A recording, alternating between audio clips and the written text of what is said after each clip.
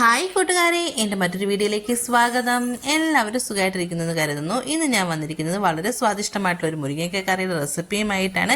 നിങ്ങളെല്ലാവരും ട്രൈ ചെയ്ത് നോക്കണേ. മോരൊക്കെ ചേർത്തൊരു മുരിങ്ങയ്ക്ക കറിയാണിത്. എങ്ങനെ തയ്യാറാക്കാമെന്ന് നോക്കാം. നമുക്ക് എത്ര മുരിങ്ങയ്ക്ക ആവശ്യമുണ്ടോ അതിനനുസരിച്ച് നമ്മൾ മുരിങ്ങയ്ക്ക എടുക്കുക. എന്നിട്ട് അതിൻ്റെ തൊലിയെല്ലാം കളഞ്ഞ് മുറിച്ച് നന്നായിട്ട് കഴുകി വൃത്തിയാക്കി വെക്കുക.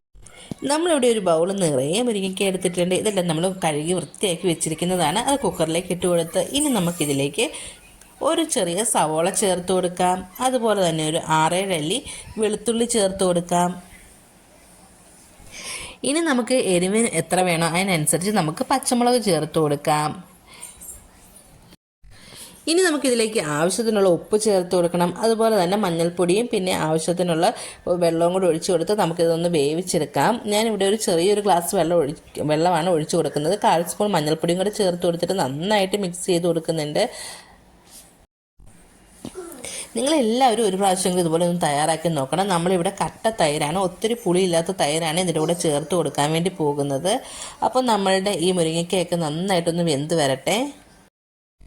മുരിങ്ങയ്ക്കയൊക്കെ വെന്ത് വരുന്ന സമയത്ത് നമുക്ക് അരപ്പ് തയ്യാറാക്കിയെടുക്കാം. ഞാനിവിടെ ഒരു അരമുറി തേങ്ങ എടുത്തിട്ടുണ്ട്. അതുപോലെ തന്നെ ഒരു 6 അല്ലി ചെറിയുള്ളി എടുത്തിട്ടുണ്ട്. പിന്നെ നമ്മളിതിലേക്കൊരു 1/4 സ്പൂൺ ചെറിയ ജീരകം എടുത്തിട്ടുണ്ട്. അതുപോലെ തന്നെ നമ്മളൊരു 1/4 സ്പൂൺ കൂടി മഞ്ഞൾപ്പൊടി എടുത്തിട്ടുണ്ട്. എന്നിട്ട് ഇവയൊക്കെ നമുക്ക് കുറച്ച് നല്ല കട്ട തൈര് ഒരു തവി എടുത്ത് അതിൽ ചേർത്തിട്ട് നന്നായിട്ട് അരച്ചെടുക്കാം.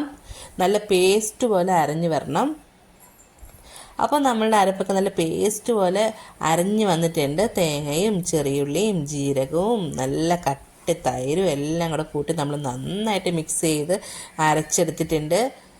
ഇനി നമുക്ക് കറി എങ്ങനെ തയ്യാറാക്കാമെന്ന് നോക്കാം. നമ്മളൊരു പാനിലേക്ക് വെളിച്ചെണ്ണ ഒഴിച്ചു കൊടുത്തിട്ടുണ്ട്. ഇനി ഇതിലേക്ക് ആവശ്യമായിട്ടുള്ള ഉലുവയാണ്. ഒരു 1/4 സ്പൂൺ ഉലുവ ചേർത്ത് കൊടുക്കുന്നുണ്ട്. അതുപോലെ തന്നെ കുറച്ച് കടുക് ചേർത്ത് കൊടുക്കുന്നുണ്ട്. ഇവയൊക്കെ നന്നായി പൊട്ടി വരുമ്പോൾ നമ്മൾ 3 ഉണക്കമുളക് ചേർത്ത് കൊടുക്കുന്നുണ്ട്. നിങ്ങൾക്ക് വേണമെങ്കിൽ കീറി ഇട്ട് കൊടുക്കാം. ഞാൻ ഇവിടെ മോന് കൊടുക്കേണ്ടതായതുകൊണ്ടാണ് കീറി ഇടാത്തത്. അതുപോലെ തന്നെ കറിവേപ്പില ഉണ്ടെങ്കിൽ കറിവേപ്പിലയും ചേർത്ത് കൊടുക്കണം. ഇവിടെ കറിവേപ്പില തീർന്നു പോയി, അതുകൊണ്ടിട്ടാണ് കറിവേപ്പില ചേർക്കാത്തത്. പിന്നെ നമ്മൾ ചെറിയൊരു സവോളയും കൂടെ അരിഞ്ഞത് ചേർത്തിട്ട് നന്നായിട്ട് ഇതൊന്ന് മൂപ്പിച്ചെടുക്കുന്നുണ്ട്. സവോളയുടെ കളറൊക്കെ മാറി നന്നായിട്ട് മൂത്ത് വരണം. ആ കൂടെ തന്നെ ഞാൻ ഒരു 2 നുള്ള് മഞ്ഞൾപ്പൊടിയും കൂടെ ചേർത്ത് കൊടുത്തിട്ടുണ്ട്.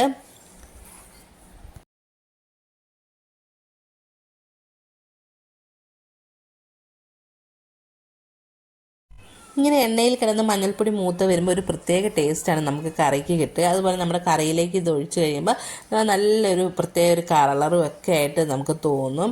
അപ്പോൾ നമ്മുടെ സവോളയൊക്കെ നന്നായിട്ട് നമ്മൾ വഴറ്റി കൊടുക്കുന്നുണ്ട്. കളറൊക്കെ നന്നായിട്ട് ചേഞ്ചൊക്കെ ആയി വരാൻ തുടങ്ങിയിട്ടുണ്ട്. ഈ സമയത്ത് നമ്മൾ ശകലം ഉപ്പ് ഇതിലേക്ക് ചേർത്ത് കൊടുക്കുന്നുണ്ട്.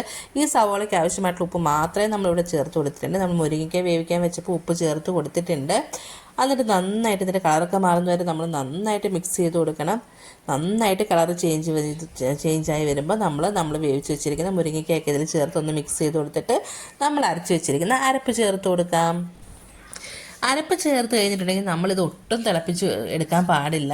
ഒന്ന് ജസ്റ്റ് ഒന്ന് ചൂടാക്കി എടുക്കാൻ മാത്രമേ പാടുള്ളൂ. നമ്മൾ ആ തിളയൊന്ന് വരുന്ന സമയം വരെ നമുക്ക് ചൂടാക്കി എടുക്കാനേ പാടുള്ളൂ. കാരണം എന്താണെന്ന് പറഞ്ഞിട്ടുണ്ടെങ്കിൽ നമ്മളുടെ തൈര് പിരിഞ്ഞവും അതുപോലെ തേങ്ങയും അതുപോലെ വെള്ളവും കൂടെ സെപ്പറേറ്റ് ആയിട്ട് കിടക്കും.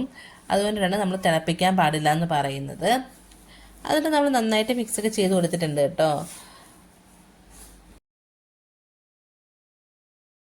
അപ്പം നമ്മളുടെ അരപ്പൊക്കെ ഒന്ന് ചൂടായി വരട്ടെ. അപ്പോൾ നമ്മളുടെ മോരൊക്കെ ചേർത്ത മുരിങ്ങയ്ക്ക കറി ഇവിടെ റെഡിയായി വന്നിട്ടുണ്ട്. ഇത് മാത്രം മതി നമുക്ക് ചോറിൻ്റെ കൂടെ കഴിക്കാൻ, ഒരു പ്രത്യേക ടേസ്റ്റാണ്. അപ്പോൾ നിങ്ങൾക്ക് എല്ലാവർക്കും എൻ്റെ വീഡിയോ ഇഷ്ടമായെന്ന് കരുതട്ടെ. നിങ്ങൾക്ക് എൻ്റെ വീഡിയോ ഇഷ്ടമാവുകയാണെങ്കിൽ സബ്സ്ക്രൈബ് ചെയ്യാൻ മറക്കരുതേ. സബ്സ്ക്രൈബ് ചെയ്യുമ്പോൾ സൈഡിൽ കാണുന്ന ബെല്ലൈക്കൻ കൂടി എനേബിൾ ചെയ്താൽ ഇനി ഞാൻ ഇടുന്ന വീഡിയോസിൻ്റെ നോട്ടിഫിക്കേഷൻ നിങ്ങൾക്ക് വരും. അപ്പോൾ നിങ്ങളെല്ലാവരും ട്രൈ ചെയ്ത് നോക്കൂ എന്ന വിശ്വാസത്തോടെ അടുത്ത വീഡിയോസുമായിട്ട് വീണ്ടും കാണാം. Thanks for watching.